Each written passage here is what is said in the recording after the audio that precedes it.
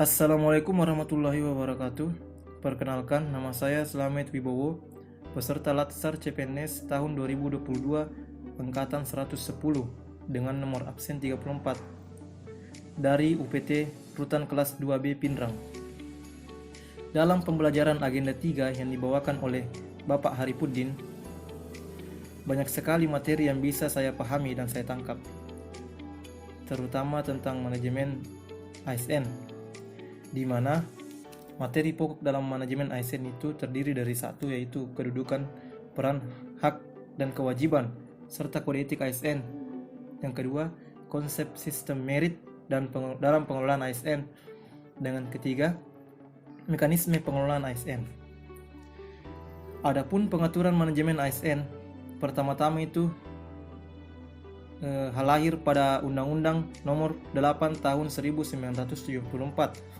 Kemudian dilanjut pada Undang-Undang Nomor 43 Tahun 1999. Sedangkan pada era itu, PNS ASN hanya disebut dengan PNS.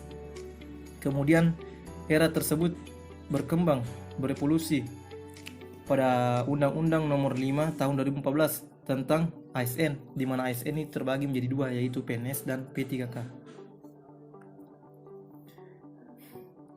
Dan pada materi yang dibawakan Pak Haripuddin tentang manajemen ASN, Bapak juga menjelaskan tentang konsep sistem merit dalam pengelolaan ASN, di mana sistem merit adalah kebijakan dan manajemen ASN yang berdasarkan pada kualifikasi, kompetensi, dan kinerja secara adil dan wajar, dengan tanpa membedakan latar belakang politik, ras, warna kulit, agama, asal-usul, jenis kelamin, status pernikahan, umur, atau kondisi kecacatan. Konsepsi sistem merit pada dasarnya adalah konsepsi dalam manajemen SDM yang menggambarkan diterapkannya objektivitas dalam keseluruhan proses pengelolaan ASN dengan mempertimbangkan kemampuan dan prestasi individu untuk melaksanakan pekerjaannya. Adapun sistem merit berdasarkan pada pertama, kompetensi, kedua, kinerja, ketiga, kualifikasi, atau biasa disingkat KOKIKU. Mekanisme pengelolaan ASN, di mana dalam mekanisme ini kita dapat membedakan ASN terbagi menjadi dua, yaitu PNS dan P3K, dan terdapat perbedaan di antara keduanya, di mana PNS dapat mendapatkan gaji pensiun sedangkan P3K tidak. Kemudian lanjut kita bahas tentang materi Smart ASN yang dibawakan oleh Pak Haripuddin. Dalam materi Smart ASN saya dapat memperoleh berbagai macam materi. Yang pertama, kita dapat memperoleh materi tentang konsep literasi digital.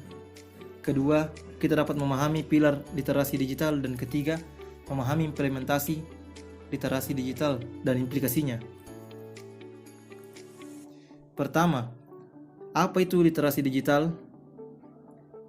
Pak Haripuddin mendefinisikan atau memberitahu kita tentang pengertian literasi digital adalah kemampuan untuk mengakses, mengelola, memahami, mengintegrasikan, mengkomunikasikan, mengevaluasi, dan menciptakan informasi secara aman dan tepat melalui teknologi digital untuk pekerjaan yang layak dan kewirausahaan yang mencakup kompetensi literasi komputer, literasi TIK, literasi informasi, dan literasi media.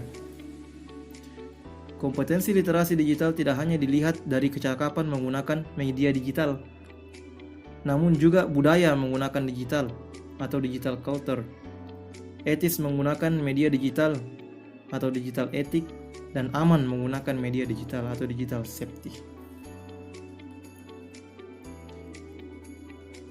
Adapun Pak Haripuddin juga menjelaskan tentang peta jalan literasi digital, di mana terdapat 3 pilar utama, yaitu masyarakat digital, pemerintah digital, dan ekonomi digital. Kemudian implementasi literasi digital sejalan dengan perkembangan ICT telah memicu terjadinya transformasi digital di sektor pendidikan yang ditandai dengan munculnya berbagai model pembelajaran secara daring, web school dan cyber school, atau online learning, distance learning, web-based learning, dan e-learning. Kemudian, Bapak juga menjelaskan tentang pilar literasi digital, di mana pilar literasi digital adalah pengetahuan dan kecakapan menggunakan media sosial, alat komunikasi, atau jaringan dalam menemukan, mengevaluasi, menggunakan dalam rangka membina komunikasi dan interaksi dalam kehidupan sehari-hari. Kemudian Bapak juga menjelaskan tentang apa itu literasi digital yang menyebabkan penyebaran hoaks, dampak hoaks, kemudian etika bermedia digital. Bapak juga menjelaskan tentang cara aman dalam bermedia digital, di mana kompetensi keamanan digital merupakan kecakapan individual yang bersifat formal dan mau tidak mau bersentuhan dengan aspek hukum positif. Secara individual, terdapat 3 area kecakapan keamanan digital yang wajib dimiliki oleh pengguna media digital. Yang pertama adalah kognitif, kedua afektif, dan ketiga kuantitatif atau behavioral. Kemudian Bapak juga menjelaskan tentang budaya bermedia digital, di mana budaya bermedia digital itu adalah kemampuan individu dalam membaca, mengurai, membiasakan, memeriksa, dan membangun wawasan kebangsaan, nilai Pancasila, dan Bhinneka Tunggal Ika dalam kehidupan sehari-hari. Mungkin hanya sekian materi yang bisa saya tangkap. Lebih dan kurangnya mohon dimaafkan. Billahi fisabilil haq, fastabiqul khairat. Wassalamualaikum warahmatullahi wabarakatuh. Terima kasih.